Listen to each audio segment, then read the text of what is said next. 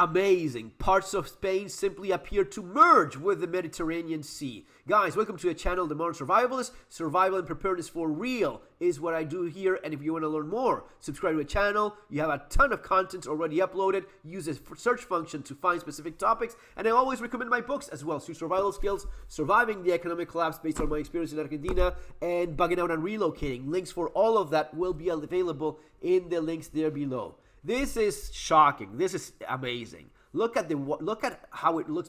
This Valencia right there. If you don't know what Valencia is, well, it's a nice city in Spain. And for Americans, you probably associate that more with Guardians of the Galaxy kind of thing. Yeah, I don't know if it was filmed here or parts of it, or at the very least inspired for sure. Because I mean, I've been here and I remember being there and thinking, damn, it looks like the freaking future. And it's a beautiful place, besides the obvious, the beaches and all of that stuff. But this is Valencia, okay? Now, this is Valencia before, and this is Valencia after. Look at the amount of water that you have here.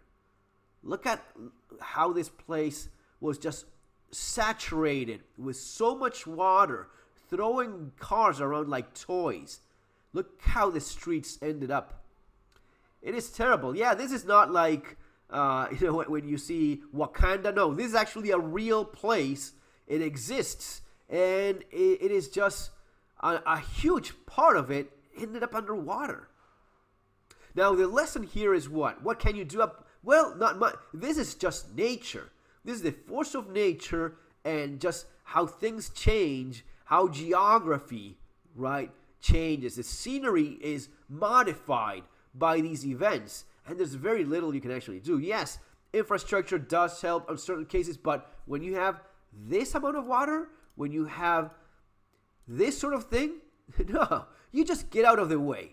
You just get out of the way, and that's basically all you can do. Now, there is a point here where realistic preparedness and survival, the way I try to do it here in the channel, makes all the difference in the world. Why? Well, because first of all, where am I living? I live in Valencia, right? Specifically where? The Valencia that's been there for 1,000 years, the old city, that's probably still okay. And based on these images, you see that water was not there. I mean, there was probably flaws or whatnot, but based on what I see here alone, I can tell you, if a city has been standing for over 1,000 years and you can still visit those buildings and you can walk those streets, it's probably not going to go anywhere in the next 1,000 years too. Now, this other part here, the expansion, the more modern infrastructure and so on, that is another story. So, in terms of survival and preparedness, you want to analyze where you live very, very carefully. Do I live near to this river? All right, how close am I? Has this place flooded before? Yeah, but it was a long time ago. How long? In the 80s. I heard a woman say, oh, we went through this in the 80s. 80s was yesterday. 30, 40, 50, 100 years. That's not time. If it got flooded 100 years ago, it can get flooded again. You can basically count on that happening. And that was very much the case. This little river coming here, well, you may be close, but you want to have a good distance. You want to have a good buffer area away from it.